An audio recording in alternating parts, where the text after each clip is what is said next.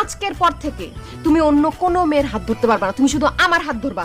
যদি অন্য কোনো মায়ের হাত ধরো না বা হাত ধরার চেষ্টা করো, আমি তোমার হাত কেটে ফেলাম। ঠিক আছে। তাই তুমি আব্বারে কেন বলতে গেছো যে তোমার মতো পাত্র দেখার জন্য? তুমি নিজের কথা কেন বলতে পারলা না?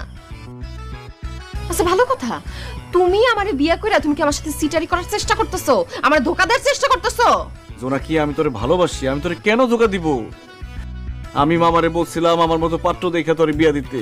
আমি ভাবছি এই কথা বলার পরে মামা আমার সাথে তোরে বিয়া দিব, কিন্তু মামা যে আমারে বাদ দিয়ে আমার মতো পাত্রের সাথে তোর বিয়া ঠিক করতে চাইবো এটা তো আমি ভাবতেই পারি নাই। তুমি তো অনেক কিছুই ভাবতে পারো না, তোমার এই ভাবনার জন্য আজকে আমার এই অবস্থা। বিয়ের কথা শুরুতে বলে দিলে মায়ের গুতা গালাখালি যা খাওয়ার একবারে খাইতাম। এখন বিয়ের কথা গোপন করে আমার মনে হচ্ছে আমার আরেকটা বিয়ে হইব।